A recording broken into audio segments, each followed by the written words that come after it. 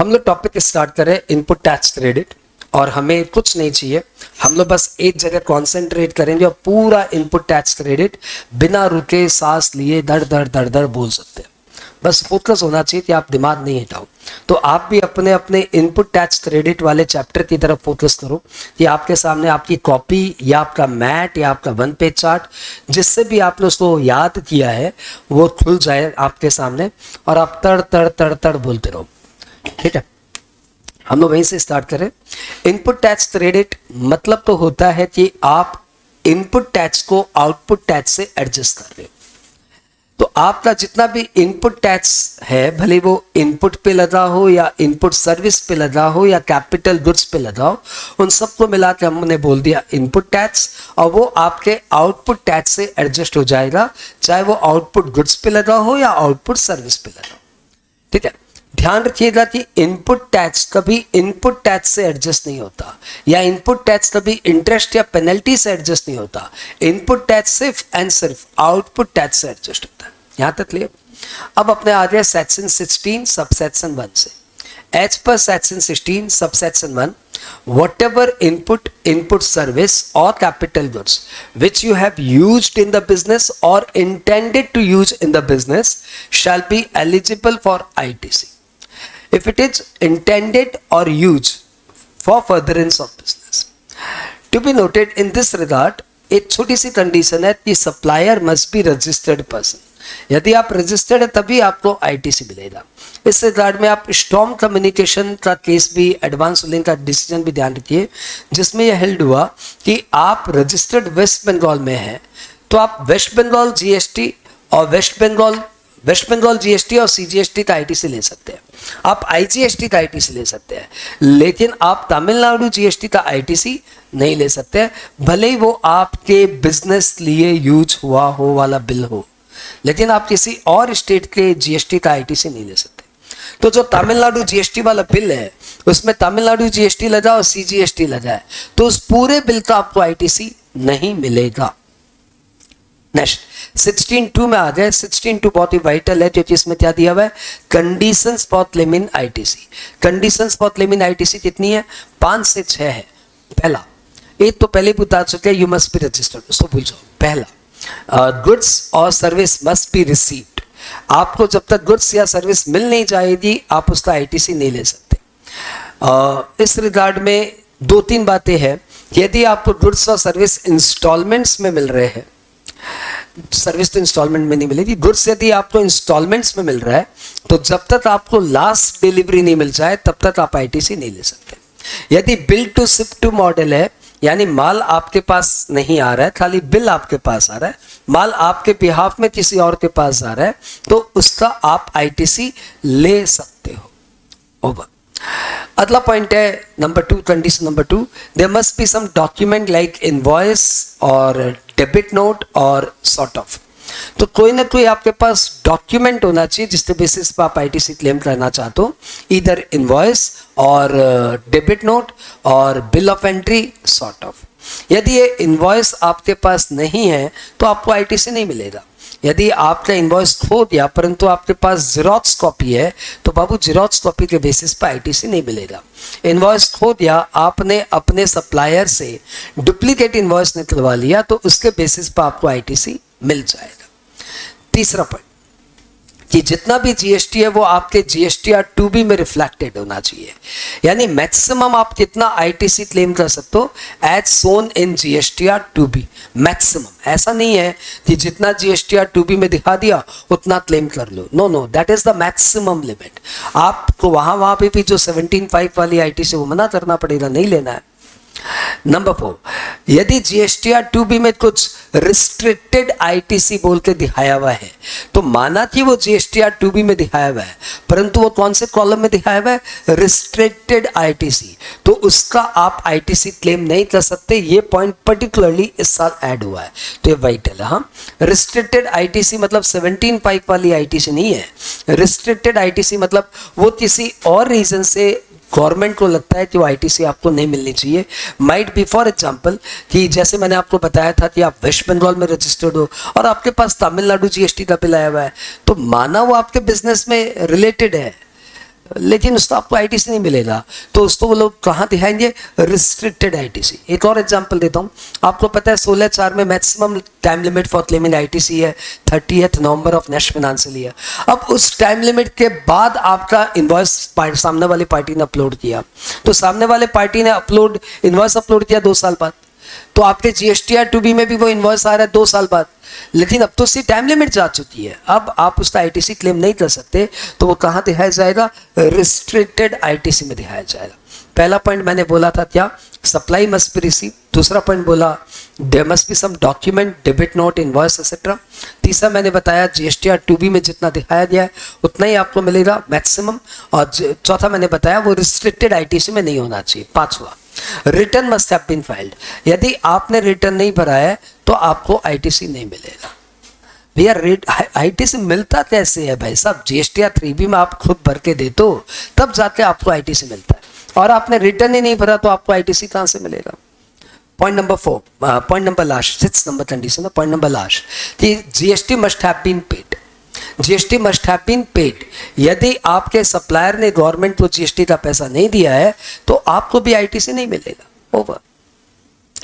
यदि आरसीएम का टैक्स है तो आप जीएसटी पे करिए, उसके बाद आपको आईटीसी मिलेगा, लेकिन जीएसटी जब तक पे नहीं होगा तब तक आपको आईटीसी नहीं मिलेगा। सिंपल, ठीक है, इसमें कोई प्रॉस एंड कॉन्स ही नहीं है। अगला पॉइंट है प्रोवाइजो टू सेक्शन 16(2). उसमें इस साल बहुत हेर फेर हुआ, लेकिन वो हेर फेर आपके काम का नहीं है। लॉन सी, लैंग्वेज सी, ड्राफ्टिंग चेंज सी, ड्राफ्टिंग में मिस्टेक आ गया, मिस्टेक से टीचर लोग ने नोट्स बना दिए कि दो ये गड़बड़ हो रही है, ये गड़बड़ हो रही है, अब ये प्रोविजन हो जाएगा, वो प्रोविजन हो जाएगा। मन नहीं मान रहा था, इसलिए हमने तो ऐसा तो वीडियो नहीं बनाया, लेकिन थोड़े दिन बाद ही गवर्नमेंट का सर्कुलर आ गया और उन्होंने क्लैरिफाई कर दिया, यानी provisions almost as it is है जो पहले था। तो क्या प्रोविजन है ये पहले सुन लो आप, कि यदि आपके पास इनवॉइस आ गया तो उस इनवॉइस का आपको 180 डेज के अंदर पेमेंट करना है। यदि आपने 180 डेज के अंदर पेमेंट नहीं किया तो आपको जितना पहले आईटीसी मिला था वो आईटीसी आपका रिवर्ट हो जाएगा। फिर आप जब आप उस इनवॉइस का फुल अमाउंट पे करेंगे तब आपका वो आईटीसी रिस्टोर हो जाएगा। इसमें कोई चेंज नहीं है, प्रोविजन एज इट इज है।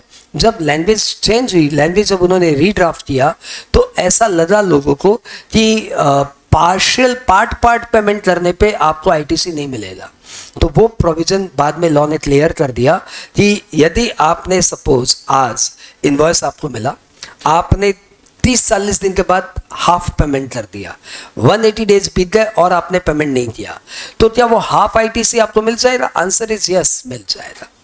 कोई कंफ्यूजन में मत रहना, मिल जाएगा, क्योंकि लॉ ने उसके बाद क्लियर कर दिया। और 180 डेज के बाद वो रिमेनिंग हाफ आपका आईटीसी रिवर्ट हो जाएगा। हाफ तो आपको मिल ही गया, रिमेनिंग हाफ का पतला रिवर्ट हो जाएगा।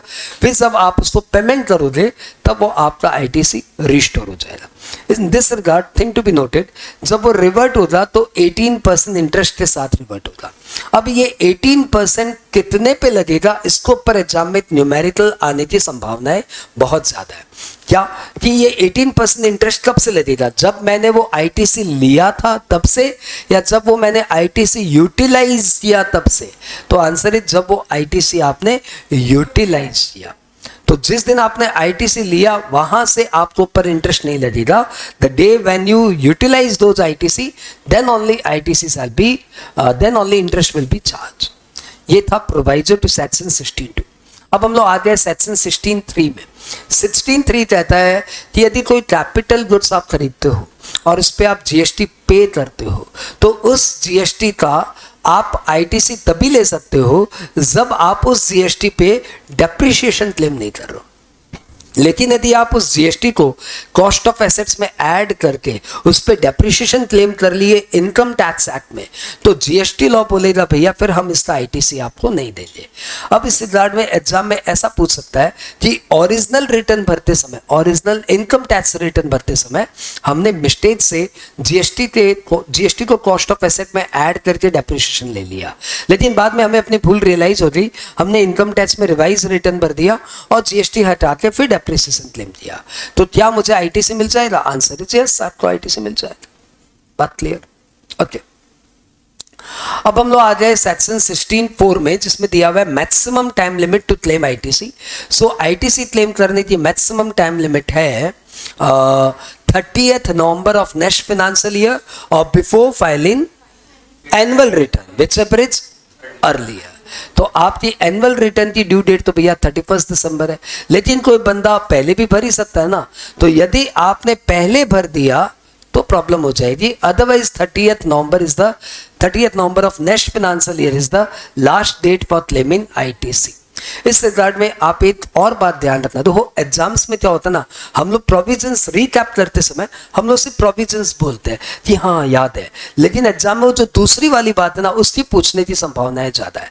जैसे इसमें पूछेगा तो ये नहीं पूछेगा इनवॉइस की टाइम लिमिट क्या है, वो पूछेगा डेबिट नोट की टाइम लिमिट क्या है। तो हम लोग बोलेंगे डेबिट नोट की भी वही है, तो बोलेगा डेबिट नोट की टाइम लिमिट कहाँ से रेकन होगी, ओरिजिनल इनवॉइस की डेट से कि डेबिट नोट की डेट से। तो आंसर इज डेबिट नोट की डेट से उसका नेक्स्ट फाइनेंशियल ईयर का 30th नवंबर। तो सपोज इनवॉइस की डेट है 7/7/18, डेबिट नोट की डेट है 7/7/21, तो आपके इसका आईटीसी क्लेम करने का लास्ट डेट है 30th नवंबर 2022। इनवॉइस का लास्ट डेट था 30th नवंबर 2019, उस समय 30th नवंबर लॉ नहीं था, ठीक है, आई अंडरस्टैंड दैट। लेकिन डेबिट नोट के लिए लास्ट टाइम लिमिट क्या हो गई, 30th नवंबर 2022। अब हम लोग आ रहे हैं 16(4) के बाद 17(1) में। 17(1) में बहुत सिंपल सी बात है, ये कह रहा है कि कोई भी इनपुट सर्विस या कैपिटल गुड्स आप पार्टली बिजनेस में यूज करते हो, पार्टली नॉन बिजनेस यूज करते हो, तो जितना आपने नॉन बिजनेस यूज किया उसका आपको आईटीसी नहीं मिलेगा। सेक्शन 17(2), यदि कोई भी इनपुट सर्विस या कैपिटल गुड्स आप पार्टली एग्जम्प्टेड पर्पस में यूज करते हो और पार्टली टैक्सेबल पर्पस में यूज करते हो या जीरो रेटेड सप्लाई में यूज करते हो, तो जितना आपने टैक्सेबल या जीरो रेटेड सप्लाई में यूज किया है उसका आईटीसी मिलेगा, और जितना आपने एग्जम्प्टेड पर्पस में यूज किया उसका आईटीसी नहीं मिलेगा। इस रिगार्ड में आपको एग्जम्प्टेड सप्लाई की डेफिनेशन वापस से रिमाइंड करा दूं कि एग्जम्प्टेड सप्लाई की डेफिनेशन आपने सप्लाई चैप्टर के साथ रिकैप की थी कि एग्जम्प्टेड सप्लाई मतलब एन मतलब निल रेटेड सप्लाई, एन मतलब notified supply under section 11, and N मतलब non taxable supply. Non taxable supply में भी 3 बातें हैं, दारू, पेट्रोल और 3 मतलब शेड्यूल 3 वाले ट्रांजैक्शन। तो भैया एग्जम्प्टेड सप्लाई में अभी तक के नॉलेज से 5 पॉइंट आ गए, कौन कौन से, दारू की सप्लाई, पीसीडीएनए की सप्लाई, पीसीडीएनए मतलब petrol, crude oil, diesel, natural gas, aviation turbine fuel, और शेड्यूल 3 के जितने भी ट्रांजैक्शन है सब वो एग्जम्प्टेड सप्लाई में आते हैं।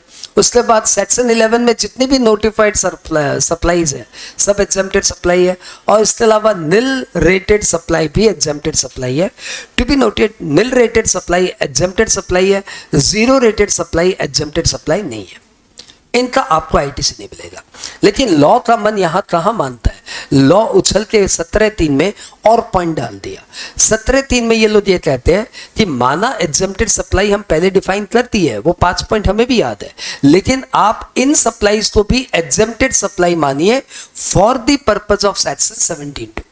17(2) के लिए इन सप्लाईज को भी एग्जम्प्टेड सप्लाई मानिए। मतलब जो 17(3) में एडेड एग्जम्प्टेड सप्लाई कहा गया है वो नॉर्मली एग्जम्प्टेड सप्लाई नहीं है, वो सिर्फ आईटीसी क्लेम करने के लिए एग्जम्प्टेड सप्लाई है। हमने बोला वो भी सुना दो, तो उन्होंने 2-3 पॉइंट और सुना दिया। पहला पॉइंट उन्होंने सुनाया कि एनी आउटवर्ड सप्लाई और which are subject to reverse charge mechanism shall be treated as exempted supply. फिर से बोलो, बहुत इंपॉर्टेंट है, any outward supply which are liable to RCM, तो वो सब एग्जम्प्टेड सप्लाई ही माना जाएगा। फिर उन्होंने पॉइंट नंबर 2 बोला शेयर्स एंड सिक्योरिटीज के ट्रांजेक्शंस, देखो वो शेड्यूल 3 में भी नहीं पढ़ते, क्योंकि शेयर्स एंड सिक्योरिटीज ना गुड्स एंड सर्विस है, इसलिए जीएसटी के दायरे के बाहर है, लेकिन वो शेड्यूल 3 में नहीं है। तो यहाँ पे इन्होंने एक पॉइंट और ऐड कर दिया, क्या कि शेयर्स एंड सिक्योरिटीज के ट्रांजेक्शंस भी एग्जम्प्टेड सप्लाई मानेंगे, लेकिन उसकी वैल्यू वो T1, T2, T3 के लिए उसकी वैल्यू लेंगे 1% ऑफ योर ट्रांजेक्शन वैल्यू। और उसके बाद तीसरा पॉइंट इन्होंने बोला जिसकी दरकार नहीं थी लेकिन फिर भी बोल दिया कि इमूवेबल प्रॉपर्टी के ट्रांजेक्शन, इमूवेबल प्रॉपर्टी के ट्रांजेक्शन जहां पे पूरा पेमेंट कंप्लीशन सर्टिफिकेट के पहले मिल जाए तो भैया वो एग्जम्प्टेड सप्लाई है। तो सर ये तो शेड्यूल 3 में ऐसे भी दिया हुआ था। हाँ खैर चलो, आपने बोल दिया, हमने सुन लिया। फिर यहाँ पे इन्होंने बोला इमूवेबल प्रॉपर्टी के जो ये ट्रांजेक्शन है, जिसको भी हमने एग्जम्प्टेड सप्लाई बोला, उसकी वैल्यू आप पकड़ना स्टैंप ड्यूटी वैल्यू। ठीक है, बढ़िया। तो भैया ये आपके एग्जम्प्टेड सप्लाई के क्लॉजेस में आ गए। ठीक है, उसके बाद 17(4)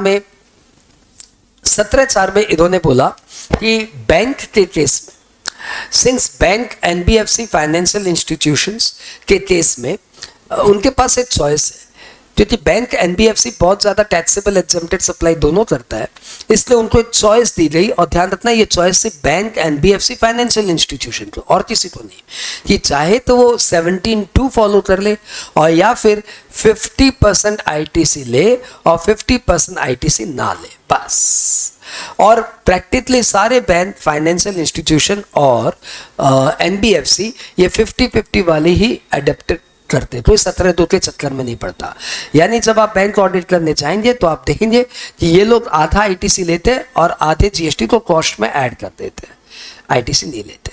ठीक है, 17(4) के बाद हम लोग आ गए 17(5) यानी नेगेटिव लिस्ट, यानी इनका आईटीसी नहीं मिलेगा, इनका आईटीसी आपको नहीं मिलेगा। और ये लंबी चौड़ी लिस्ट है, लेकिन हम लोग बहुत कंफर्टेबल है क्योंकि हमारे पास है मैंने पूछा चांद से कि देखा है कहीं। हाँ है तुम्हारे पास, मेरे पास तो है, मेरे पास है मैंने पूछा चांद से, ये देखो यहाँ पे, मैंने पूछा चांद से कि देखा है कहीं LLWC, चांद ने कहा नहीं। ठीक है, चांद कौन सा सुर में जाएगा, वैसे जाता नहीं, टाइम थोड़ी है उसके पास 3-4 बार नहीं नहीं नहीं बोलेगा, इतने में तो अमावस्या आ जाएगी। तो फाइनली आया मैंने पूछा चांद से कि देखा है कहीं LLWC नहीं। चलो, तो M for motor vehicle, point अपने डिटेल में करेंगे। मोटर व्हीकल का आपको आईटीसी नहीं मिलेगा। दूसरा, पर्सनल यूज में आने वाले आइटम का आपको आईटीसी नहीं मिलेगा। कोई भी सामान जो आपने कंपोजिट स्टीम सप्लायर से खरीदा है उसका आईटीसी नहीं मिलेगा। कोई भी सामान जो आप सैंपल या गिफ्ट में दे देते हो, any goods which are disposed of as sample or gift are not eligible for ITC. Any goods or service used for CSR as per Companies Act, ये प्रोविजन भैया तुम्हारे एग्जाम में एप्लीकेबल होगा नहीं होगा पता नहीं, नवंबर-दिसंबर में पक्का एप्लीकेबल है। कौन सा? Any goods or service used for corporate social responsibility as per Companies Act, तो this is applicable for November December exams. इसके ऊपर आपको आईटीसी नहीं मिलेगा। और डी फॉर डिफॉल्ट या फ्रॉड, आपने जीएसटी दिया नहीं था, आप फ्रॉड करके जीएसटी चाप के बैठे थे, बाद में डिपार्टमेंट ने सेक्शन 74 में रिकवरी प्रोसीडिंग स्टार्ट की, 129 में सर्च सीजर स्टार्ट किया, तब जाके आपसे वो पैसे वो निकलवा पाए। तो उस पैसों का फिर आपको, आपके बायर को आईटीसी नहीं मिलेगा। हेल्थ केयर का आईटीसी नहीं मिलता। हेल्थ केयर के नाम पे हमारे पास काफ़ी सारे पॉइंट है, हमने उसका नाम दिया health care phobia. Health care phobia आपको नजर आ रहा है, हेल्थ केयर फोबिया। तो H for health care service, health care service, ध्यान रखना सर्विस, ध्यान रखना सर्विस, हेल्थ केयर सर्विस।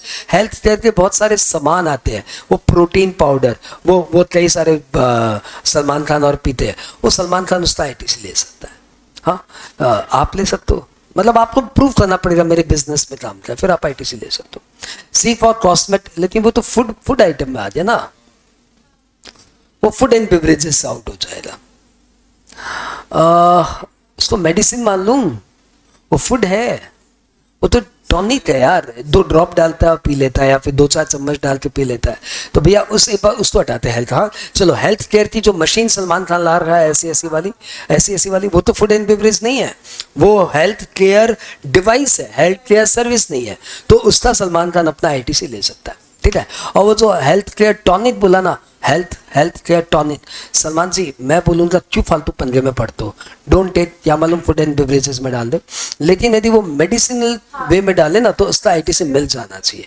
वो फूड तो नहीं है यार, वो फूड सप्लीमेंट यदि उसके पैकेट पे लिखा हुआ ना फूड सप्लीमेंट, तो सलमान जी अवॉइड करिएगा, अदरवाइज आप ले सकते हो, ठीक है।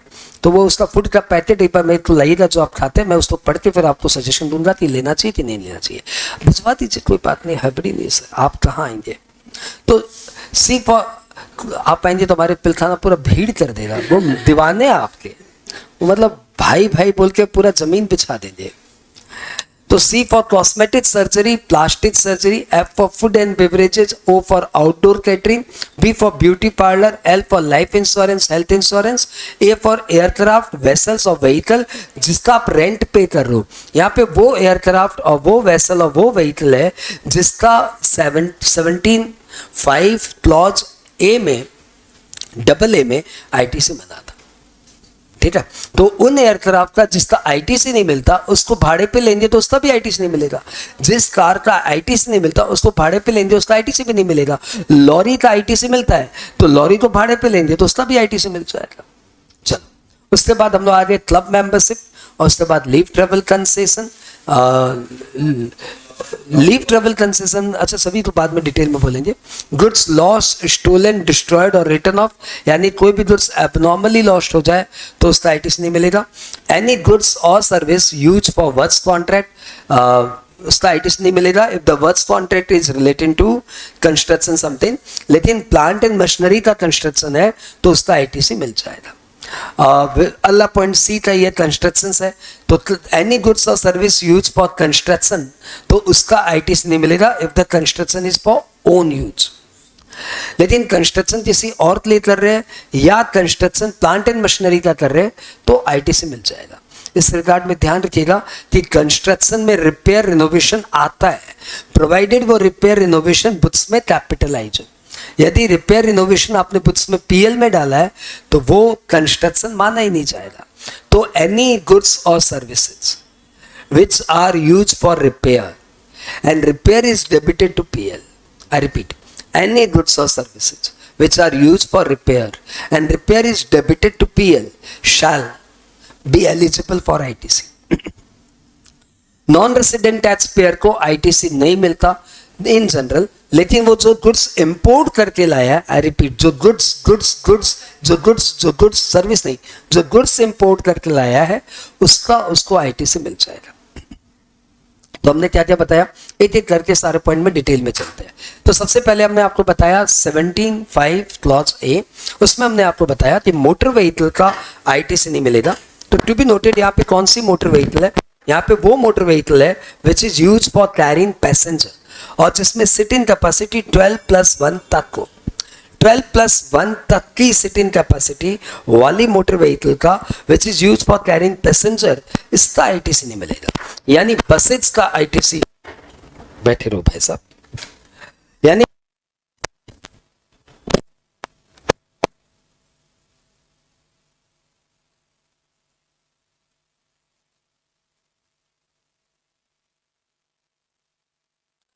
तो वो गुड्स, वो motor vehicle which is use for carrying passenger और जिसमें 12+1 तक की सिटिंग कैपेसिटी है उसका आपको आईटीसी नहीं मिलेगा।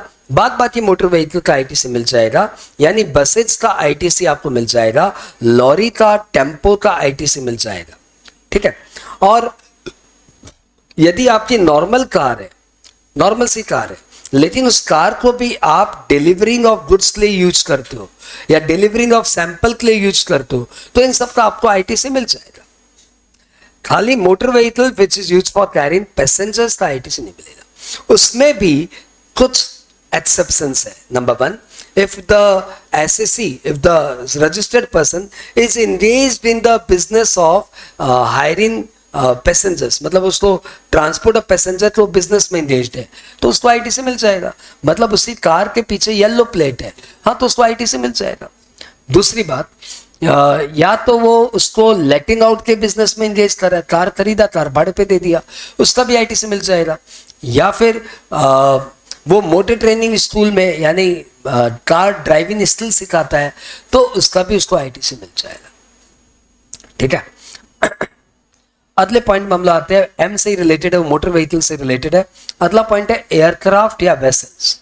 तो भैया एयरक्राफ्ट या वेसल्स का which is use for carrying passenger, goods वाला नहीं, हाँ, एयरक्राफ्ट या vessels which is use for carrying passenger का आईटीसी आपको नहीं मिलेगा। बात क्लियर। लेकिन यदि आप उसको इसी काम में यूज करते हो, क्या हायरिंग ट्रांसपोर्ट ऑफ पैसेंजर के बिजनेस में यूज कर रहे हो, तो आईटीसी मिल जाएगा। If you are engaged in the similar nature of business, यही खरीद के यही बेच दो, तो उसका तो ऑब्वियसली मिल जाएगा, या कार या एयरक्राफ्ट। कार वेंडर को तो कार का आईटीसी मिलेगा ही, वो तो उसके गुड्स है। एयरक्राफ्ट वेंडर को भी उसका आईटीसी मिल जाएगा। और यदि आप एयरक्राफ्ट की फ्लाइंग की ट्रेनिंग देते हो या वेसल्स की नेविगेशन की ट्रेनिंग देते हो, तो उसका आपको आईटीसी मिल जाएगा। ठीक है। उसके बाद 7.1 बोल के 17.5 बोल के एक पॉइंट है, जिसमें बोला हुआ है जिन जिन मोटर व्हीकल का, एयरक्राफ्ट का और वेसल्स का आईटीसी मना है, उनका सर्विसिंग का, इंश्योरेंस का और रिपेयर का SIR सर, सर्विसिंग का, इंश्योरेंस का, रिपेयरिंग का सर, मुंद्रा सर, एम फॉर मुंद्रा, मुंद्रा सर, एम फॉर मेंटेनेंस का, सर्विसिंग का, इंश्योरेंस का, रिपेयर का आईटीसी नहीं मिलेगा। लेकिन ध्यान रखना, maintenance service, insurance service, repair service and क्या बोला था, SIR सर्विसिंग, इनका आईटीसी नहीं मिलेगा। मतलब लॉ यहां पे थोड़ा सा क्लमजी है। मैं तुम्हें बता दूं कि ये बोलना चाह रहे हैं कि इन कार का जिसका आईटीसी मना है, उनका आपका इन नेचर की सर्विस का भी आईटीसी नहीं मिलेगा। कौन कौन सी service? Servicing of car, maintenance of car, insurance of car and repair of car. लेकिन इन्होंने यहां पे गुड्स नहीं बोला। तो अभी अभी मैंने अपने कार का टायर पलटवाया, मैंने बोला भैया टायर का दाम, बोला भैया 5,000 रुपया। मैंने बोला 5,000 पे तो जीएसटी बहुत ज्यादा हो जाता है यार। हाँ, 1,000 रुपया जीएसटी हो जाएगा मोटा मोटी। तो मेरा मन किया आईटीसी ले लो, क्योंकि 2-3-4 मतलब 3-4 टायर एक साथ मोटा मोटी पलट रहे थे, तो हमें लगा कि यार आईटीसी ले लेते हैं। क्योंकि टायर का आईटीसी कहाँ मनाती है? उसने बोला रिपेयरिंग का आईटीसी नहीं मिलेगा। तो हमको रिपेयर थोड़ी करा रहे हैं, हम अपना टायर नया लिए और खुद ही अपना हाथ से बदल दिए, नहीं तो 100 रुपया देके किसी से बदलवा दिए, तो उसका आईटीसी कहाँ मना है। लेकिन हमने टायर वाले से पूछा भैया बात ही लो आईटीसी लेते हैं? बोला नहीं लेते हैं। हमने कार की बैटरी भी चेंज कराई अभी, उसका भी 5,000 रुपये लाया, तो हमने बोला इसका भी, तो बोला नहीं इसका भी आईटीसी नहीं।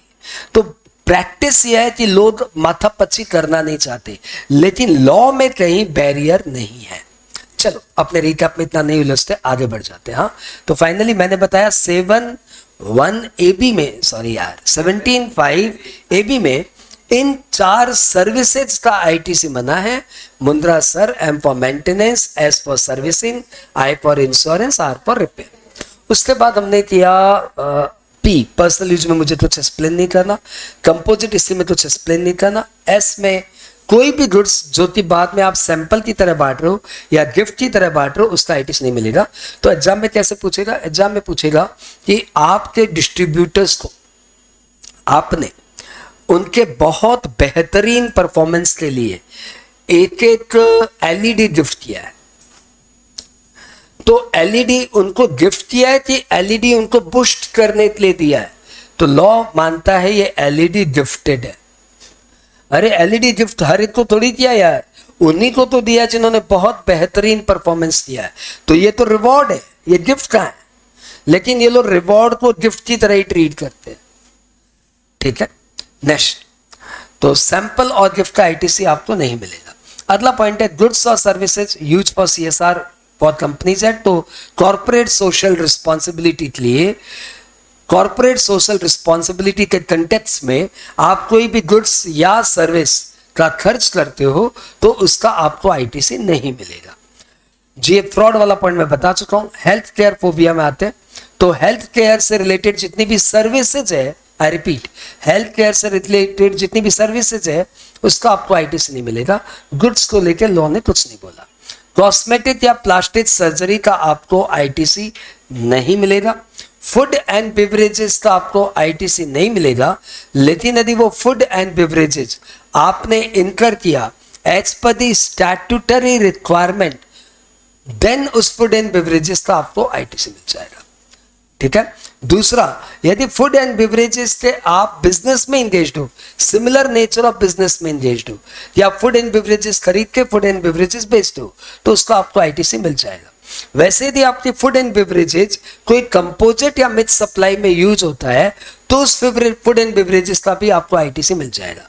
जैसे आप इंगेज हो इवेंट मैनेजमेंट के बिजनेस में, तो इवेंट मैनेजमेंट करने वाले केटरिंग सर्विस भी दे रहे हैं, केटरिंग के लिए वो फूड एंड बेवरेजेस लाए और बाद में इवेंट मैनेजमेंट में यूज कर लिए, तो माना वो फूड बेवरेजेस खरीद के फूड बेवरेजेस बेच नहीं रहे, लेकिन अल्टीमेटली जो वो आउटपुट दे रहे हैं ना, दैट इज इवेंट मैनेजमेंट, उसमें वो भी यूज हो रहा है, तो उसको आईटीसी मिल जाएगा। ब्यूटी पार्लर का आईटीसी इन जनरल नहीं मिलता, लेकिन ब्यूटी पार्लर वाले, यदि एक ब्यूटी पार्लर वाले दूसरे ब्यूटी पार्लर को सर्विस दे, तो आईटीसी मिल जाएगा। और लाइफ इंश्योरेंस, हेल्थ इंश्योरेंस का आईटीसी नहीं मिलता, लेकिन लाइफ इंश्योरेंस, हेल्थ इंश्योरेंस किसी लीगल रिक्वायरमेंट के कारण करना पड़ा तो आईटीसी मिल जाएगा। और यदि एक इंश्योरेंस ने दूसरे इंश्योरेंस से री इंश्योरेंस करवा ली है, तो उसका लाइफ इंश्योरेंस, हेल्थ इंश्योरेंस का आईटीसी मिल जाएगा। ठीक है। एयरक्राफ्ट, वेसल्स या व्हीकल का रेंट पे आपको आईटीसी नहीं मिलेगा। ये वही एयरक्राफ्ट है, वेसल्स या व्हीकल है जो 17(5)(a) में जिसका आईटीसी बना था, उनका रेंटिंग का भी आईटीसी बना है। क्लब मेंबरशिप का आईटीसी नहीं मिलेगा किसी भी सूरत पे, क्लब की मेंबरशिप का आईटीसी नहीं मिलेगा। लीव ट्रैवल कंसेशन, यदि आपने लीगल रिक्वायरमेंट में दिया है, स्टैट्यूटरी ऑब्लिगेशन में दिया है, तब तो आईटीसी मिल जाएगा। लेकिन अदरवाइज यदि आपने लीव ट्रैवल कंसेशन बेनिफिट दिया है तो आईटीसी नहीं मिलेगा। ध्यान रखना, लीव ट्रैवल का आईटीसी मना है। एम्प्लॉय यदि एयरक्राफ्ट में जा रहा है फॉर बिजनेस पर्पज, तो उसका आईटीसी मिल जाएगा। गुड्स लॉस, स्टोलन, मैंने पहले ही बता दिया, एबनॉर्मल लॉस का आईटीसी नहीं मिलेगा। वर्क्स कॉन्ट्रैक्ट, फिर से बोल दूं कि वर्क्स कॉन्ट्रैक्ट यदि कंस्ट्रक्शन सर्विस से रिलेटेड है और किसी प्लांट एंड मशीनरी के इंस्टॉलेशन से रिलेटेड है, तो उसका आईटीसी मिल जाएगा। वर्क्स कॉन्ट्रैक्टर एक दूसरे वर्क्स कॉन्ट्रैक्टर को सर्विस दे रहा है, तो उसका आईटीसी मिल जाएगा, लेकिन अदरवाइज वर्क्स कॉन्ट्रैक्ट का आईटीसी नहीं मिलता। कंस्ट्रक्शंस मतलब एनी गुड्स और service use for construction for own use, own use मतलब पर्सनल यूज नहीं, ओन यूज मतलब मैं अपने बिजनेस में उसको यूज करूंगा, तो ऐसे कंस्ट्रक्शन का आईटीसी नहीं मिलेगा। लेकिन कंस्ट्रक्शन यदि आप किसी और के लिए कर रहे हो, तो आपको ऐसे में जो गुड्स और सर्विस यूज हुआ उन सबका आईटीसी मिल जाएगा। कंस्ट्रक्शंस में रिपेयर एंड रिनोवेशंस भी आते हैं, लेकिन रिपेयर एंड रिनोवेशन वही आएंगे which has been capitalise in the books of account. तो एनी गुड्स और service use for repair which are debited to PL, उसका आईटीसी मिल जाएगा। एनआरटीपी बता चुका हूं कि एनआरटीपी में इंपोर्ट ऑफ गुड्स को छोड़ दो तो और किसी का आईटीसी आपको नहीं मिलेगा। तो दिस वॉज 17(5). अब हम लोग चल रहे हैं 17(5) तो भैया यहीं पे। अब हम लोग आ जाए किसमें, 18, सेक्शन 18। सेक्शन 18 सबसेक्शन 1, इसमें 4 क्लॉजेज है, 18(1)(a), 18(1)(b), 18(1)(c), 18(1)(d। ये हमारे इस आईटीसी चैप्टर के कंटेक्स्ट में ये लास्ट है। जॉब वर्कर का हम लोग अलग से करेंगे और इनपुट सर्विस डिस्ट्रीब्यूटर हम लोग अलग से करेंगे। तो आईटीसी बोलने पे मैं 16, 17, 18 मानता हूँ। जॉब वर्क मेरे लिए अलग चैप्टर है, आईपीएसडी मेरे लिए अलग चैप्टर है। तो हम लोग आ गए 18(1)(a) में। यदि आप न्यूली रजिस्ट्रेशन किए हो, बहुत काम का है, ध्यान से सुनो, if you got newly registration, तो आपने जिस दिन you become liable to be registered, when you become liable to be registered, उसके 30 डेज के अंदर यदि आपने रजिस्ट्रेशन के लिए अप्लाई कर दिया तो, आई रिपीट, बहुत ध्यान से सुनना क्योंकि बहुत बड़ा चेंज आने वाला है। You become liable to be registered और आपने उसके 30 डेज के अंदर अप्लाई कर दिया, तो आपका रजिस्ट्रेशन इफेक्टिव हो जाएगा when you become liable to be registered. तो ऐसे में when you become liable to be registered, उससे ठीक एक दिन पहले आपके पास जितना भी इनपुट है, भले वो इनपुट एज सच हो या इनपुट इन WIP हो या इनपुट इन फिनिश्ड गुड्स हो, उन सब का आईटीसी आपको मिल जाएगा। लॉ ने क्या बोला, ध्यान से सुनो। लॉ ने बोला कि if you are a new registration, compulsory registration की बात हो रही है, and when you become liable to be registered, वहां से 30 दिन के अंदर आपने अप्लाई कर दिया, तो the day when you become liable to be registered, उसके ठीक एक दिन पहले आपके पास जितना भी क्लोजिंग स्टॉक है इनपुट का, भले वो इनपुट एज सच हो, इनपुट एज WIP हो या इनपुट इन फिनिश गुड्स हो, उन सब का आपको IT से मिल जाएगा। यहाँ पे कैपिटल गुड्स कवर्ड नहीं है। बात क्लियर? लॉ ने ये नहीं बोला कि यदि मैं 30 डेज के बाद अप्लाई करूं तो क्या होगा। Suppose I become liable to be registered, I applied after 30 days, ठीक है, 30 डेज के बाद मैंने अप्लाई किया और फिर उसके भी 10 दिन बाद मेरा रजिस्ट्रेशन आया, तो इस केस में मुझे ITC क्या चीज का मिलेगा? क्या क्या क्या चीज का मिलेगा? जिस दिन मैंने रजिस्ट्रेशन दो, बच्ची का इंटरप्रिटेशन दो, हाँ, और फिर मैं तुम्हें लॉ का इंटरप्रिटेशन बताऊंगा। माना कि ये रिकैप है, लेकिन इसमें इतना नहीं जाना चाहिए, थोड़ा सा तो सुनी लो यार, बड़ा काम का चीज है। मैं इस दिन रजिस्ट्रेशन के लिए लायबल हुआ, 30 डेज के अंदर मुझे अप्लाई करना था, मैं 30 डेज के अंदर अप्लाई नहीं किया, मैं उसके बाद अप्लाई किया, तो उसके बाद मुझे रजिस्ट्रेशन मिला, तो लॉ इसके बारे में साइलेंट है। तो लॉ साइलेंट है, तो हमारे यहाँ एक पढ़े लिखे कैंडिडेट ने यह बताया कि सर उस केस में क्या होना चाहिए कि the day when you become liable to be registered, उसके ठीक एक दिन पहले जितना भी आपका स्टॉक में इनपुट है उन सब का ITC ले लीजिए। मैंने बोला लॉ में तो ऐसा नहीं दिया हुआ है, लॉ में तो ये नहीं बोला हुआ कि स्टॉक का ITC ले लो। एक इंटरप्रिटेशन ये भी बन रहा है, ये किस बात का स्टॉक का ITC? लॉ में बोला है जब तुम रजिस्टर्ड हो जाएगा उसके बाद जो जो माल खरीदेगा उसका ITC ले लेना। स्टॉक का ITC तुमको कैसे दे? स्टॉक के पुराना जो ITC है उसके इनवॉइस में तुम्हारा GSTN है, तो तुमको ITC कैसे दे? तो लॉ में तो ऐसा नहीं बोला ना, तो बड़ा खतरनाक प्रोविजन है बच्चों।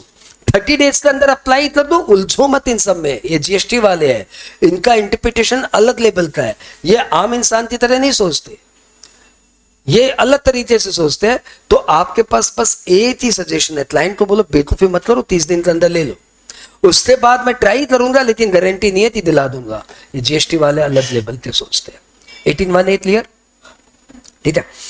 18(1)(b) में वॉलंटरी रजिस्ट्रेशन की बात कर रहे हैं। वॉलंटरी रजिस्ट्रेशन में इन्होंने चला के कहा है, दो चला के कहा है, वहां पे भी चला के कह देते कि 30 दिन के बाद अप्लाई किया।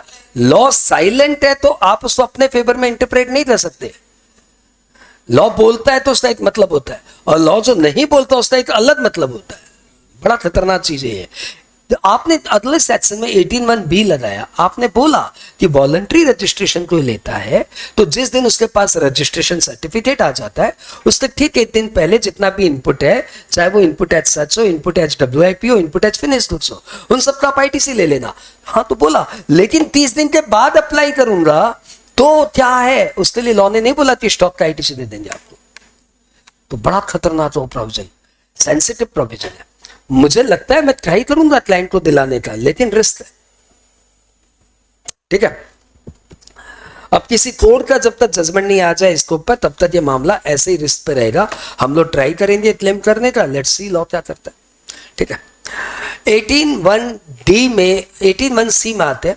18(1)(c) बोल रहा है कि यदि आप कंपोजिट स्कीम से नॉर्मल स्कीम में आ गए, तो जिस दिन आप कंपोजिट स्कीम से नॉर्मल स्कीम में तब्दील हो गए, कभी भी हो सकता है, as you make an interstate supply, आप कंपोजिट स्कीम से नॉर्मल स्कीम आ जाएंगे। तो जैसे ही आप नॉर्मल स्कीम आएंगे उसके ठीक एक दिन पहले जितना भी आपका स्टॉक है stock of input, whether input as such और इनपुट इन WIP और इनपुट इन फिनिश गुड्स, उन सारे इनपुट का आपको ITC मिल जाएगा। यहां पे प्लस है, प्लस जो भी कैपिटल गुड्स उस दिन आपके पास है, उन कैपिटल गुड्स में जितने क्वार्टर या पार्ट ऑफ द क्वार्टर आपने यूज कर लिया, जितने भी क्वार्टर या पार्ट ऑफ द क्वार्टर आपने यूज कर लिया, उसके लिए 5% पर क्वार्टर के हिसाब से माइनस करके रिमेनिंग ITC आप ले लेना। ठीक है। मैं क्वार्टर को थोड़ा अर कर रहा हूं ताकि आपको क्वार्टर ध्यान रहे, तो ये एक जगह मंथ है। हाँ, तो यहां पे तो बिंदास रखिए 18(1)(c) में तो क्वार्टर है। ठीक है, 5% पर क्वार्टर। अब 18(1)(d) में है कि यदि आप एक रजिस्टर्ड बंदे हो, ध्यान से सुनना, यदि आप एक रजिस्टर्ड बंदे हो, आप पहले से ही रजिस्टर्ड थे, आप एक रजिस्टर्ड बंदे हो और आपकी सप्लाई एग्जम्प्टेड से टैक्सेबल होती, तो समझ में नहीं आता, जब हम पहले एग्जेम्प्टेड सप्लाई में थे तो हम रजिस्टर्ड काहे थे? हाँ, तो आप समझिए। हाँ, लेकिन यदि आप रजिस्टर्ड बंदे हो, ऑलरेडी रजिस्टर्ड बंदे हो, और आपकी सप्लाई पहले एग्जेम्प्टेड थी, अब टैक्सेबल हो गई, तो फिर आपकी सप्लाई जिस दिन टैक्सेबल हुई उस दिन के एक दिन पहले जितना भी आपका इनपुट जितना भी इनपुट एज सच या इनपुट इन WIP या इनपुट इन फिनिश गुड्स है, उसका ITC मिल जाएगा, प्लस जितना भी कैपिटल गुड्स आपके पास है उनमें जितने पीरियड आपने यूज कर लिया उस पीरियड के लिए 5% पर क्वार्टर माइनस करके, 5% पर quarter part thereof minus करके रिमेनिंग का आप ITC ले लेना। तो प्रोविजन तो 18(1)(c) जैसा ही है, लेकिन अप्लाई कब होता है? जब एक रजिस्टर्ड बंदा का सप्लाई एग्जेम्प्टेड से टैक्सेबल हो जाता है।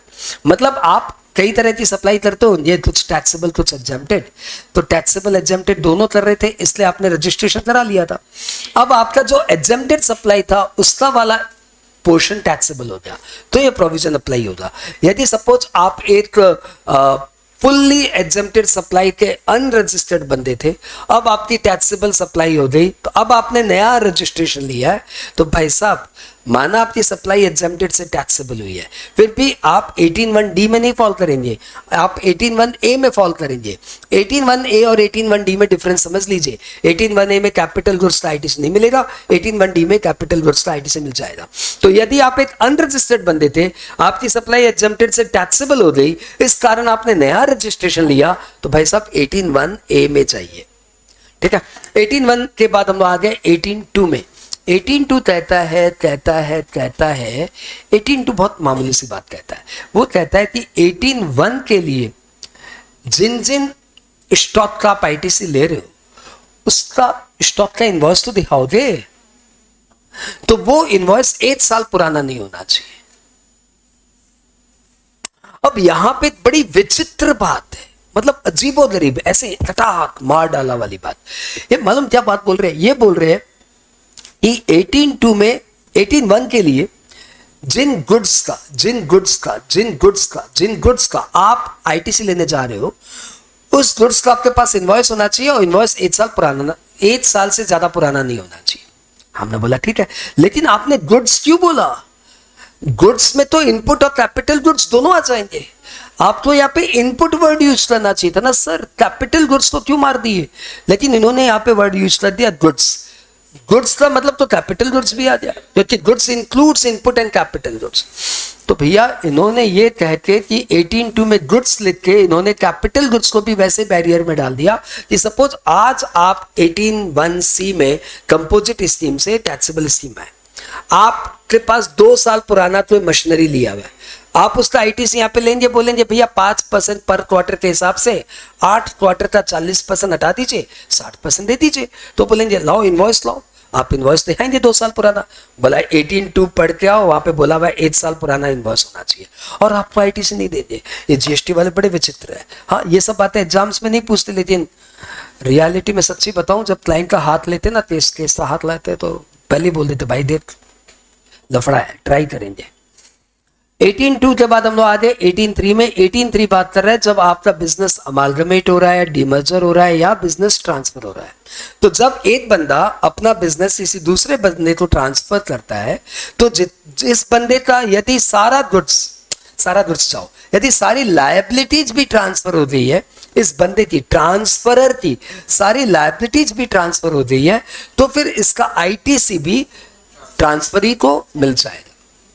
लेकिन यदि इसकी सारी लायबिलिटीज ट्रांसफर नहीं हुई है, तो इसका ITC ट्रांसफरी को नहीं मिलेगा। नॉर्मली ITC का क्या नियम है? जिसको मिला वही लो, यानी मेरा ITC मैं यूज कर सकता हूं, मेरा भाई यूज नहीं कर सकता, मेरी डिस्टिंक्ट पर्सन भी यूज नहीं कर सकती, तो मेरा ITC मेरे साथ चला जाएगा। लेकिन यदि मेरा बिजनेस किसी दूसरे बिजनेस को ट्रांसफर हो जाता है, मेरी सारी लायबिलिटीज दूसरे बिजनेस को ट्रांसफर हो जाती है, तो गॉड ग्रेस मेरा ITC भी दूसरे बिजनेस तो ट्रांसफर हो जाएगा। ये प्रोविजन बहुत जरूरी था, नहीं तो हमारा सक्सेशन होता ही नहीं। सपोज मैं प्रोप्राइटरशिप में धंधा चला रहा हूँ, स्टॉक है मेरे पास 50 करोड़ का, ठीक है, अचानक मैं अपने आप को कॉर्पोरेट में कन्वर्ट करना चाहता हूँ, तो ये तो बोलेंगे नहीं कर पाएंगे, लेकिन 18(3) ने बचा लिया कि आप अपनी प्रोप्राइटरशिप को कंपनी में कन्वर्ट कर लीजिए, अपना सारा स्टॉक यहाँ ट्रांसफर कर दीजिए, कोई बात नहीं, आप अपना सारा लायबिलिटीज ट्रांसफर करिए, उसके बाद आईटीसी ले लीजिए। इससे कोई फर्क नहीं पड़ता कि माल कितने का ट्रांसफर हुआ, माल कितने का ट्रांसफर हुआ ये इंपॉर्टेंट नहीं है, सारी लायबिलिटीज ट्रांसफर हो गई तो आईटीसी का बैलेंस ट्रांसफर हो जाएगा। बात ले 18(3) के बाद 18(3) में छोटी सी बात हो रहा है डीमर्जर की। डीमर्जर में बोला हुआ है कि यदि एक बड़ी कंपनी डीमर्ज कंपनी टूट के दो कंपनी में डिवाइड होती है, एक रिजल्टिंग, एक डीमर्ज कंपनी आफ्टर डीमर्ज और एक रिजल्टिंग कंपनी। तो जो डीमर्ज कंपनी बिफोर डीमर्जर था उसका आईटीसी इन दोनों में डिवाइड हो जाएगा in the ratio of asset transfer. जिस रेशियो में इनका एसेट ट्रांसफर हुआ है उस रेशियो में इनका आईटीसी भी ट्रांसफर हो जाएगा। यह हो गया क्या 18(3) सॉरी 18(3) 18(4) में है 18(4) में है 18(4) में है 18(4) हाथ में नहीं आ रहा है यार, कैसे लाऊं कि इसमें मंथ है, इसमें मंथ है 18(4) और मंथ को कैसे लिंक करूं। 18(4) तो क्या था 18(4) अप्रैल 4 अप्रैल, चलो कोई बात नहीं 18(4) पहले बताता हूं फिर तुम्हें बताऊंगा मंथ, इसमें ध्यान रखना। 18(4) ये कह रहा है कि आप यदि नॉर्मल स्कीम से कंपोजिशन स्कीम में चले गए, आप नॉर्मल स्कीम से कंपोजिशन में चले गए या फिर आपकी टैक्सेबल सप्लाई अचानक एग्जम्प्टेड हो गई, दो सिचुएशन कवर कर रहा है। नॉर्मल स्कीम से कंपोजिशन में चले गए या आपकी टैक्सेबल सप्लाई एग्जम्प्टेड सप्लाई हो गई, तो भाई साहब अब तो आपको जीएसटी देना नहीं है, अब तो आपको आईटीसी लेना नहीं है।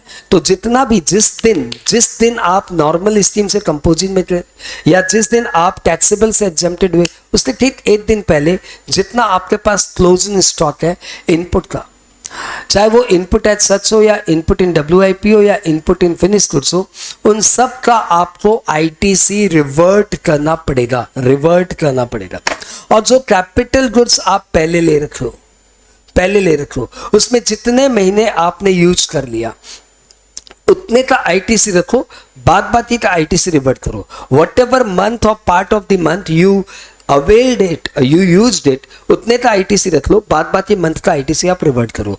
और इसके लिए आप एसेट की लाइफ मानिए 60 महीने। तो सपोज आप नॉर्मल स्कीम से कंपोजिशन में गए, ठीक है, यहाँ पे आपके पास एक कैपिटल गुड्स है जो कि आपने 2 साल पहले लिया था, 2 साल पहले लिया था, 2 साल मतलब 24 महीने, तो 24 महीने पहले लिया था, तो हम बोलेंगे भैया इसका 24 महीने का आईटीसी रखिए, बाद बाकी रिवर्ट करिए। यानी आप इस एसेट की लाइफ मानिए 60 महीने, 60 मंथ, क्योंकि लॉ में बोला हुआ है 5 years is the asset of the life, 60 महीने मानिए, और 24 मंथ्स का रखिए, 36 मंथ्स का रिवर्ट करिए। तो कितना आईटीसी रिवर्ट करना है, आईटीसी अर्लियर अवेल्ड इनटू 36/60, इतना आईटीसी आपको रिवर्ट करना है। यहां पे नहीं बोल रहे कि 1 साल पुराना इनवॉइस, यहां पे बात नहीं बोल रहे, रिवर्ट करते समय तो ये कुछ भी करते हैं। तो 18(4) में मंथ है, ये कैसे याद कर रहा हूं तुम्हें, 18(4) में मंथ है, 18(1) ABCD में क्वार्टर है, 18(5)(6) में भी क्वार्टर है, लेकिन 18(4) में मंथ है। कंपोजिशन से अरे यार, हाँ 4 मतलब बाउंड्री पार, बाउंड्री पार मतलब मैदान के बाहर, मैदान के बाहर मतलब आप जब जीएसटी के मैदान से बाहर चले जाएंगे, मतलब आप नॉर्मल स्कीम से कंपोजिशन में आते हैं, जीएसटी मैदान से बाहर, टैक्सेबल सप्लाई से एग्जम्प्टेड में आते हैं मैदान से बाहर, तो जब आप मैदान से बाहर चले जाएंगे तो 4, तब यहाँ पे मंथ अप्लाई होगा। ठीक है, ठीक है, ठीक है, ठीक है। अब हम लोग आ जाते हैं 18(5), जो कि कोई काम का नहीं है, छोड़ दो। 18(6) में आओ। 18(6) बोल रहा है कोई भी कैपिटल गुड्स, आई रिपीट, कोई भी कैपिटल गुड्स जिस पे आप पहले आईटीसी ले चुके हो, अब आप उस कैपिटल गुड्स को डिस्पोज करेंगे या सेल करेंगे तो भैया जीएसटी लगेगा, सप्लाई है ये। तो कोई भी कैपिटल गुड्स जिस पे आप पहले आईटीसी ले चुके हो, अब आप उसको डिस्पोज करेंगे या सेल करेंगे तो आपको जीएसटी देना पड़ेगा। How much GST to be paid, इसका आंसर है 18(6) में। 18(6) बोलता है GST payable shall be higher of two number 1 जो ट्रांजैक्शन वैल्यू है इनटू करंट जीएसटी रेट, और जितना आईटीसी आपने पहले लिया था उसका 5% पर क्वार्टर और पार्ट देयर ऑफ के हिसाब से हटा के बैलेंस अमाउंट आपको पे करना पड़ेगा। तो यहां पे भी 5% पर क्वार्टर है, 18(1) ए में भी, ABCD में भी जो भी था, C और D में था, क्वार्टर था।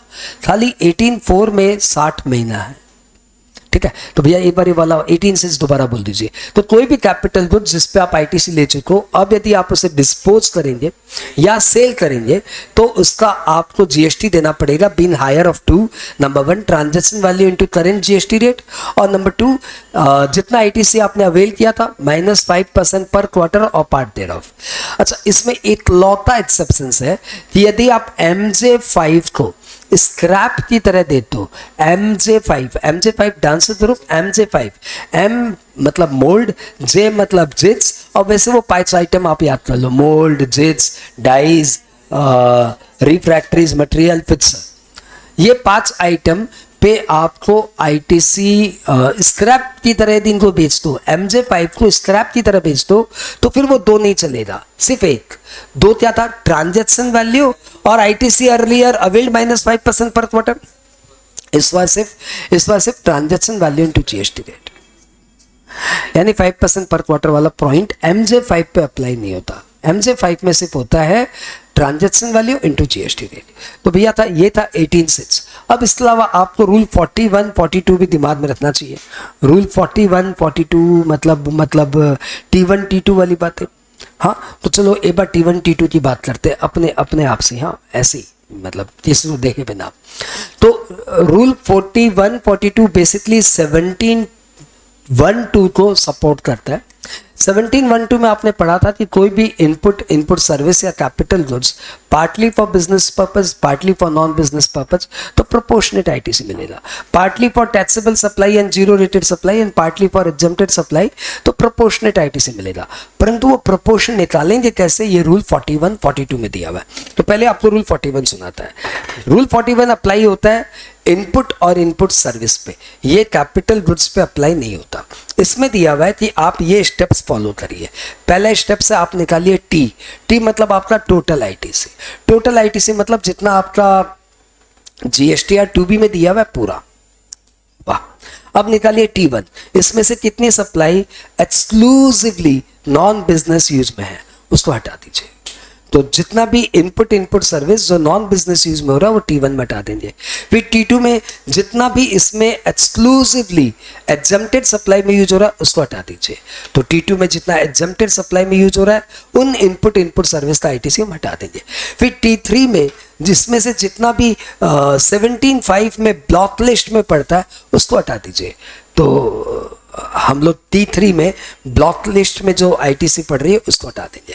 अब करिए T minus T1 T2 T3, तो हमने T minus T1 T2 T3 कर दिया, तो हमारा आ गया C1।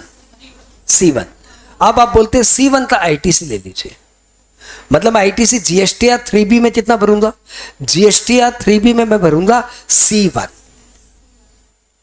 जीएसटीआर 3B में मैं कितना भरूंगा, तो बोलिए C1 भर दीजिए। तो भैया C1 मैंने भर दिया, इतना मेरा आईटीसी मिल गया। अब बोलिए चलो अब T4 निकालो। हम बोला अब क्या है, आईटीसी तो ले लिए, बोला निकालो T4। हमने निकाला। तो बोला T4 क्या होता है, बोला T4 मतलब वो input service which are exclusively use for taxable supply और जीरो रेटेड सप्लाई। ठीक है, बोले इसका तो आईटीसी मिलेगा ही। बोला हाँ मिलेगा। अब दूसरा स्टेप करो। अब क्या स्टेप है, C1 माइनस T4।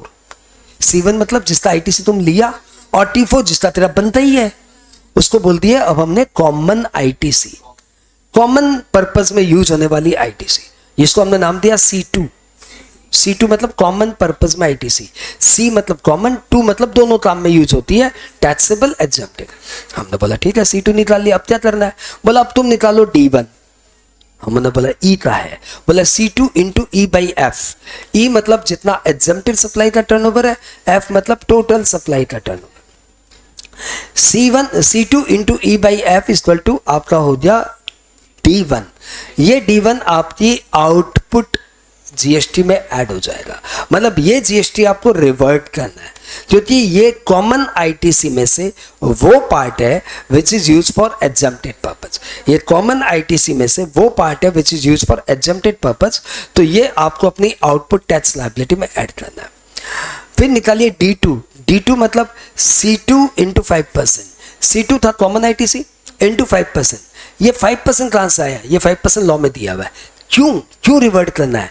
तो ये हम मानते हैं कि दिस कॉमन आईटीसी में से इतना परसेंटेज 5% आप नॉन बिजनेस यूज में करते हो। तो यदि सब में दिया हुआ है कि आप इस कॉमन आईटीसी को बिजनेस नॉन बिजनेस दोनों में यूज करते हो, तो फिर C2 का सिर्फ 5% आपको हटाना है। 5% is the token amount which is used for non business purpose। तो D1 और D2 आपकी आउटपुट टैक्स लायबिलिटी में चला जाएगा और C1 का आप GST या 3B में ITC ले लीजिए। तो फाइनली आपके रिटर्न भरते समय C1 GST या 3B और D1 D2 आपकी आउटपुट टैक्स लायबिलिटी। ठीक है, और ऐसे कैलकुलेशन के लिए आपको आईटीसी कितना मिला? आपको आईटीसी मिला C1 minus D2 minus D1। हाँ, चलो अब हम लोग आ गए कैपिटल गुड्स का आईटीसी लेते समय क्या करना पड़ेगा। कैपिटल गुड्स का आईटीसी शायद रूल 42 से गवर्नड है। ये पहले बोलता है कि आप सारे वो कैपिटल गुड्स का टोटल मारिए जो कि आपके बिजनेस में यूज होने वाले हैं।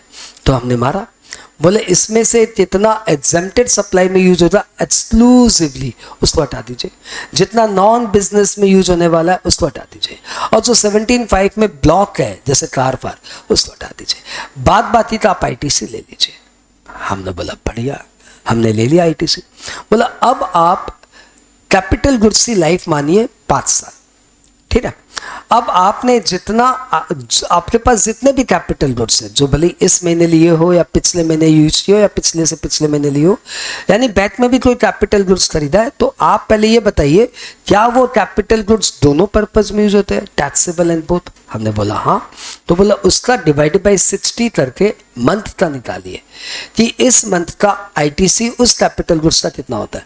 मतलब common capital goods divided by common capital goods का आईटीसी डिवाइडेड बाई 60 महीने इक्वल टू आ गया TM, मतलब कॉमन कैपिटल गुड्स का इस महीने का ITC. This into E by F, E मतलब एग्जेम्प्टेड सप्लाई का टर्नओवर, F मतलब टैक्सेबल सप्लाई का टर्नओवर, इक्वल टू जितना आएगा वो आप अपनी आउटपुट टैक्स लायबिलिटी में ऐड कर दीजिएगा। ये है सिंपल ज्ञान। सिंपल ज्ञान क्या कि जितना भी इस महीने आपने कैपिटल गुड्स लिया उसमें से जितना एग्जेम्प्टेड में एक्सक्लूसिवली यूज हो रहा है उसको हटा दीजिए, जितना नॉन बिजनेस यूज में एक्सक्लूसिवली यूज हो रहा है हटा दीजिए, जो 17.5 में ब्लॉक है उसको हटा दीजिए। बाकी इस महीने में इतने कैपिटल गुड्स लिए उसका आईटीसी ले लीजिए। अब इस महीने में आपने जो जो कैपिटल गुड्स लिए थे उसमें से कितने दोनों पर्पज में यूज होते हैं उसको अलग करिए। इसके पहले वाले क्वार्टर्स या इसके पहले वाले महीने या पहले वाले ईयर्स में भी जो जो आपने कॉमन पर्पस वाले कैपिटल गुड्स लिए थे उन सबको यहाँ पे लाइए, इसकी टोटल आईटीसी बताइए। दिस डिवाइडेड बाय लाइफ 60 महीने। अब 60 महीने वाला जो आया उसको बोलेंगे TM into E by F, इतना रिवर्ट करता है। अब इसमें पेज कहाँ आता है? इसमें पेज आता है जब आपका कोई चेंज ऑफ प्लान होता है। मतलब जब कोई कैपिटल गुड्स आपने लिया था उस समय आपने सोचा था हम तो इसको टैक्सेबल में यूज करेंगे एक्सक्लूसिवली, लेकिन बाद में आपका प्लान चेंज हो गया, अब now you are using for both purpose. तो फिर अब आप पहले तो उसको पूरा आईटीसी ले चुके हो, तो अब वो हाली रिवर्सल के लिए TM में ऐड होगा। अब वो खाली रिवर्सल पर्पसली TM में ऐड होगा। वैसे ही यदि कोई कैपिटल गुड्स जिसका आपने पहले आईटीसी नहीं लिया था, ये सोच के कि मैं तो इसको एग्जेम्प्टेड में यूज करूंगा, आपने लिया ही नहीं था, लेकिन अब आप सोच रहे हो मैं इसको दोनों पर्पस में यूज करूंगा, चेंज ऑफ प्लान। तो हमने बोला पहले नहीं लिए थे, हम तो पहले एग्जेम्प्टेड सोचे थे तो नहीं लिए थे, अब दोनों पर्पस में यूज करेंगे। हाँ, तो एक काम करो, जब से लिए थे और जब तक सिर्फ एग्जेम्प्टेड पर्पस में यूज कर रहे थे वहां तक लिए 5% पर quarter of part thereof से अमाउंट हटाओ, बाकी अमाउंट को वो कॉमन बाकी अमाउंट का आप आईटीसी ले लो और फिर उसको TM में ऐड कर दो, क्योंकि अब तो वो कॉमन पर्पस में यूज हो रहा है। इस तरीके से टॉपिक हैंडल होता, लिटरली ये सम्स के बिना नहीं होता। इसके ऊपर हमारे अलग से 2 वीडियो बनाए हुए, रूल 41 और 42 दोनों में सम्स कराए हुए 1-1 घंटे के टॉपिक है, वो वीडियो आप अलग से देखिए। थ्योरी से इतना बड़ा टॉपिक ये क्लियर नहीं होगा। एनी हाउ, जिनको ये ऑलरेडी क्लियर था उनके लिए बढ़िया से रिवीजन हो गया, जिनको क्लियर नहीं था उनको पहले 2 वीडियो देख लेने चाहिए। तो भैया ये था आपका आईटीसी का revision which is covering section 16, 17, 18। अच्छा आईटीसी तो एक बात और बता दूं, एक बात और बहुत काम की बात है। रूल 86, ध्यान से सुनो। रूल 86 में बोला हुआ है कि वैसे तो आप आईटीसी से अपनी लायबिलिटी पे कर सकते हो, लेकिन यदि किसी महीने का आपका टर्नओवर 50 लाख से ज्यादा है तो उस पर्टिकुलर महीने में आपको कम से कम 1% of your GST liability E cash ledger से देनी पड़ेगी। याद आया? यदि किसी पर्टिकुलर महीने का आपका टर्नओवर 50 लाख से ज्यादा का है तो उस पर्टिकुलर महीने आपको आपकी जीएसटी लायबिलिटी का एटलीस्ट 1%, किसका लायबिलिटी का, टर्नओवर का 1% नहीं, अनर्थ हो जाएगा, जीएसटी लायबिलिटी का 1% आपको ई कैश लेजर से देना पड़ेगा। यहां से अब इसमें भी कुछ एक्सेप्शंस डाल दी। तुम देखो ये प्रोविजन प्रैक्टिकली अप्लाई नहीं होता, क्यों? तो इसमें कुछ एक्सेप्शंस डाल दिए। बोले लेकिन यदि आप पहले मंथ में इतना ऑलरेडी ई कैश लेजर से दे चुके हो कि क्यूमुलेटिव निकाले तो 1% हो ही जाता है, तो फिर आपको ऊपर ये प्रोविजन अप्लाई नहीं होगा। यदि आप इनकम टैक्स में 1 लाख रुपया का टैक्स देते हो तो आपको ऊपर ये प्रोविजन अप्लाई नहीं होगा। तो 50 लाख का मंथली टर्नओवर है, साल का 6 करोड़, तो मोटा मोटी मुझे लगता है 2% भी कमाता होगा। 6 करोड़ पे 2% मोटा मोटी 12 लाख, 12 लाख पे इनकम टैक्स 1 लाख रुपया साल का हो जाता है, तो 1 लाख तो टैक्स दे ही देता होगा। तो ठीक है, आप कंपनी हो, आपके मैनेजिंग डायरेक्टर भी 1 लाख रुपए का इनकम टैक्स दे देते तो आप तो छोड़ देते। तो लिटरली ये प्रोविजन उन्होंने जब डाला था 2-3 साल पहले, तब इन्होंने बस ये इंडिकेशन दिया था कि हम ये सब लाएंगे, लेकिन लाया तो सही, लेकिन इस तरीके से लाया कि सभी निकल गए। जैसे वो बाहुबली का पहला वाला पत्थर गिरा ना ऐसे, तो ऐसे जमीन पे गिरा, लेकिन जो अगला वाला पत्थर आया ना वो आग लगा दिया। तो अभी वो आग लगाने वाला पत्थर ऊपर लग चुका है, बस थ्रो होना बाकी है। उसका नाम है नया अमेंडमेंट सेक्शन 4912।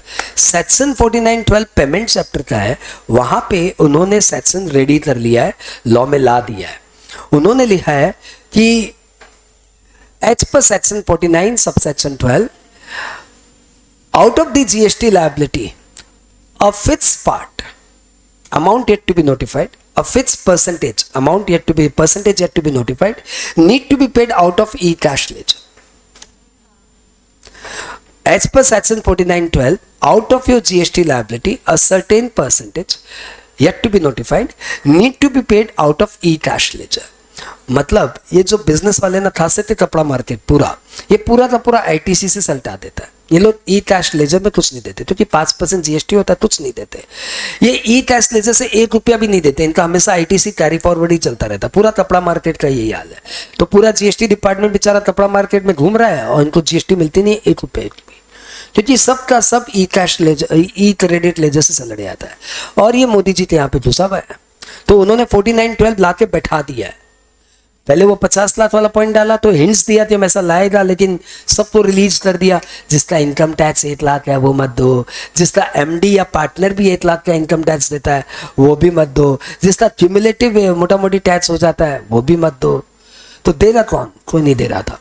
अब इन्होंने 4912 डाल दिया कि हम एक certain fraction of your GST liability E cash ledger से लेंगे, और ये फ्रैक्शन हम लोग अभी नोटिफाई नहीं किया है।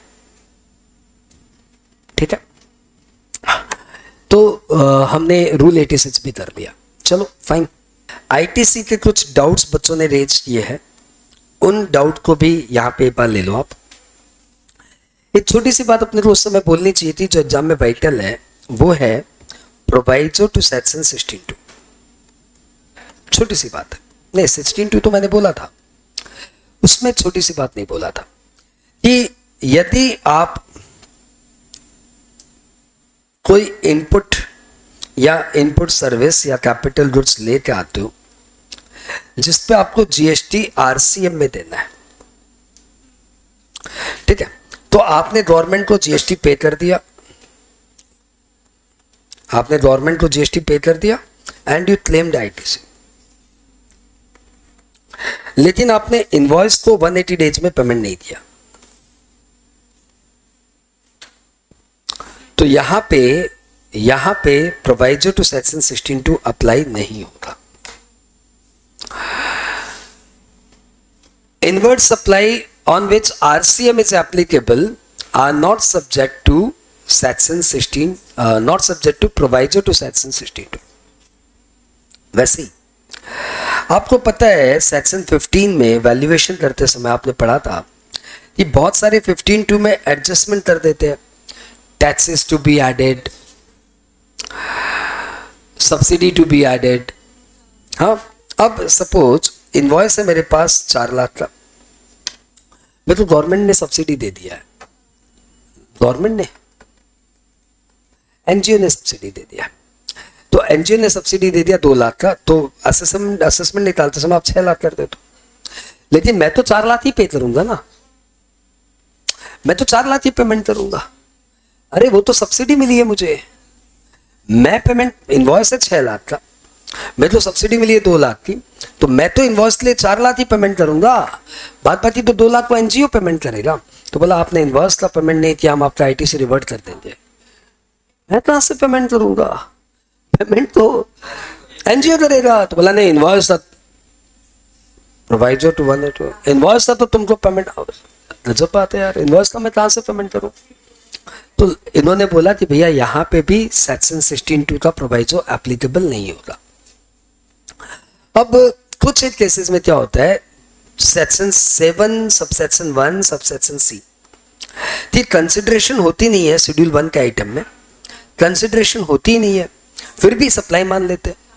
हाँ, अब सपोज स्टॉक ट्रांसफर है, स्टॉक ट्रांसफर है, इस ब्रांच से इस ब्रांच में माल आया, ठीक है, इनवॉइस है, इनवॉइस यार डिलीवरी चलान पे माल आ गया, पता नहीं कैसे भी माल आ गया।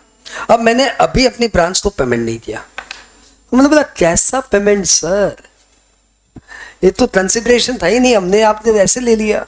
बोला नहीं, यहाँ पे आपको पेमेंट कैसे नहीं किया आपने, तो लॉ ने बोला नहीं भैया यहाँ पे भी प्रोवाइजो टू सेक्शन 16(2) अप्लाई नहीं होगा। तो जो सप्लाई में बिना कंसिडरेशन की भी सप्लाई मानी जाती है 7(1)(c) वाली, 15(2) के जो एडजस्टमेंट होते हैं वो एडजस्टमेंट वाले, और जिस सप्लाई पे आरसीएम अप्लाई हो जाता है उन 3 केसेस में प्रोवाइजो टू सेक्शन 16(2) अप्लाई नहीं होता। इसमें आरसीएम वाला पॉइंट बहुत वाइटल है, और ये मोटा मोटी तीनों ही पॉइंट वाइटल है। एग्जाम में एक्सेप्शंस बोल के थ्योरी पूछ दिया तो तीनों लेना पड़ेगा, या एमसीक्यू बना दिया तो ध्यान रखना पड़ेगा, ठीक है।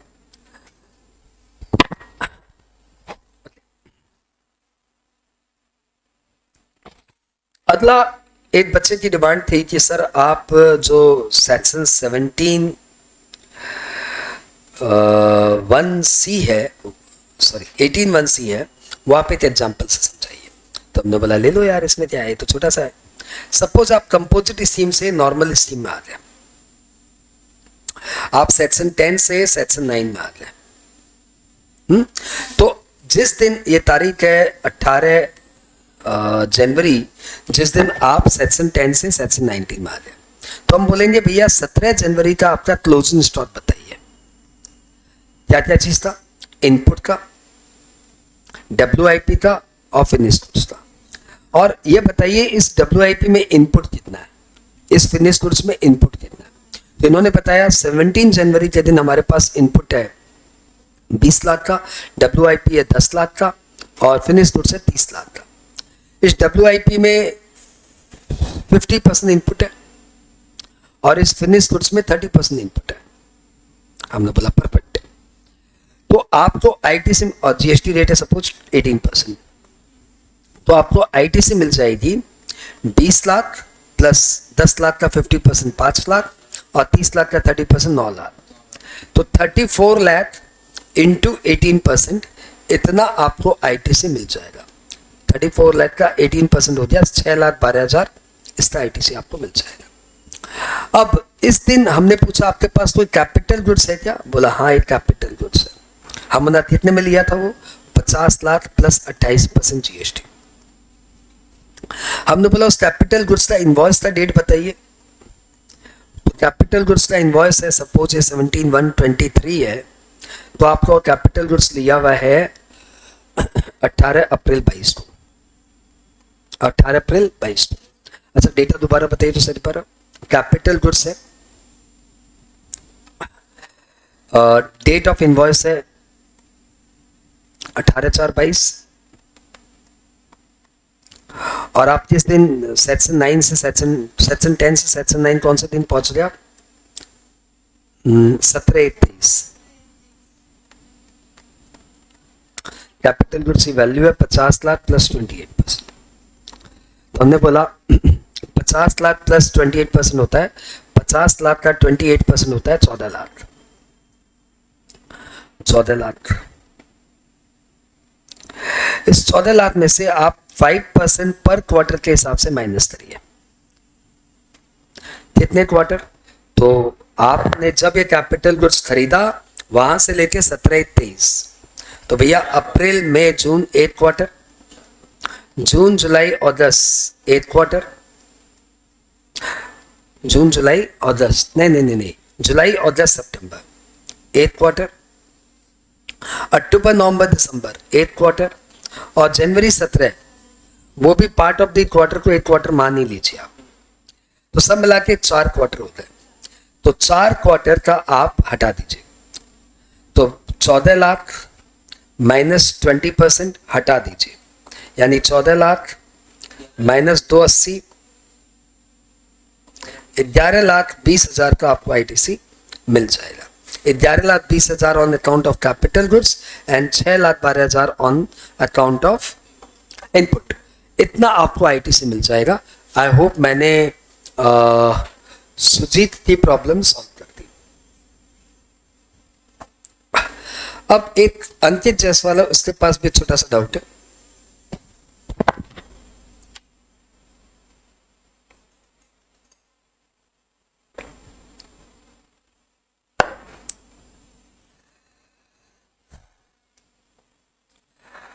अंकित, दो छोटी छोटी बातें और है, नोटेबल है कि वैसे तो आपको एग्जेम्प्टेड सप्लाई का आईटीसी नहीं मिलेगा, आपको एग्जेम्प्टेड सप्लाई का आईटीसी नहीं मिलेगा, ये तो पता ही है। और दूसरी तरफ आप बोल रहे हो जीरो रेटेड सप्लाई का आईटीसी आपको मिल जाएगा। जीरो रेटेड सप्लाई मतलब एक्सपोर्ट और क्लियरेंस टू सेज, यही तो। अब सपोज मैंने एग्जेम्प्टेड प्रोडक्ट को एक्सपोर्ट कर दिया,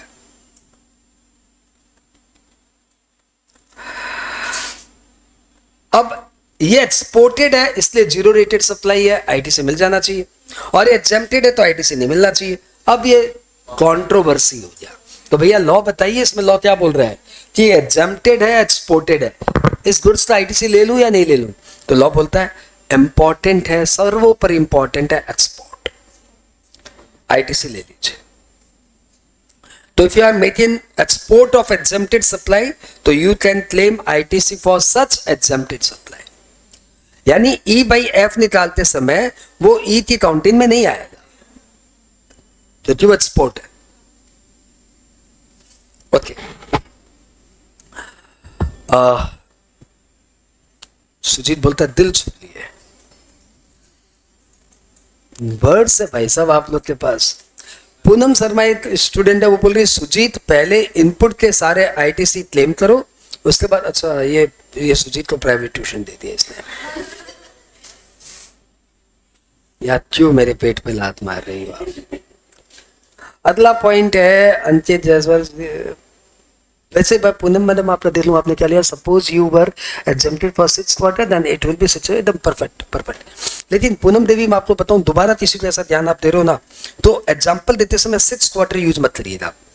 क्यों? क्योंकि वो फिर वो काउंटर आपको कर देगा 18/2 में, तो बोला 1 साल से पुराना मिलेगा नहीं। तो जैसे मैंने समझदारी से काम किया ना मैडम, दो 1 साल के भीतर के चुपचाप निकल गया, सुजीत को मालूम भी नहीं पड़ा। मैं निकला ना, यहाँ पे आपके सामने निकला, 18/4/22 को मैंने माल लिया था और 17/1/23 को मैं निकल गया, 1 साल के अंदर निकल गया। तो 18/2 से मैं क्रैश किए बिना निकल गया, किसी को मालूम नहीं पड़ा। और आप तो हो, आप बता तो सही रही हो, लेकिन आप 6 क्वार्टर बता दे रही हो। 6 क्वार्टर बताने से आप 18/2 से बढ़ रही हो। इंस्टीट्यूट तक ऐसा कंट्रोवर्सी सब नहीं पूछता जिसमें ग्रे एरिया हो, क्योंकि ग्रे एरिया वाला सम पूछेगा तो फिर डुअल आंसर, तुमको दो दो ऑल्टरनेटिव आंसर बना के देने पड़ेंगे। बच्चा ये दो तो भी मार्क्स दे दो, बच्चा ये दो तब भी मार्क्स दो। पूछते क्या हो ग्रे एरिया वाला? तो भैया प्लीज अपने एग्जाम्पल्स में ग्रे एरिया से बचिए। ये 6 क्वार्टर में मिलेगा कि नहीं मिलेगा ये डिबेट है। एज पर द लॉ नहीं मिलेगा, एज पर कॉन्सेप्ट मिल जाना चाहिए। चलो फाइन। अब एक छोटी सी बात है, एक छोटी सी बात अंकित ने मुझे बताया कि sir A payment is made by book entry. ये प्रोवाइजर की बात कर रहा है, ये प्रोवाइजर की बात कर रहा है, प्रोवाइजर टू सेक्शन 16(2). ये सर आपने जो बताया कि पेमेंट करना जरूरी है, पेमेंट के लिए पेमेंट करना जरूरी है, उसमें पेमेंट यदि हम बुक एंट्री से करें तो सर चलेगा? बुक एंट्री मतलब म्यूचुअल सेट ऑफ, मतलब मेरे को आपसे पैसे पाने हैं, मेरे को आपको पैसे देने हैं, तो मैंने अपना म्यूचुअल सेट ऑफ मार दिया, क्रेडिटर्स टू डेटर्स। तो shall it be treated as payment? Answer is yes. Invoice must have been paid. भाई इंडियन करेंसी कहां बोला? तो invoice must have been paid, हमने पेड कर दिया ना, उससे पूछ लो जाके उसका पैसा बाकी है क्या? नहीं, क्लियर है, तो बस बात खत्म। तो invoice must have been paid को इन्होंने बाद में सर्कुलर के थ्रू क्लैरिफाई किया कि यदि कोई आपका पैसा बाकी रह जाता है और आपस में आप लोग म्यूचुअल सेट ऑफ मार ले तो, बुक एंट्री कर ले तो दैट इज सफिशिएंट पेमेंट।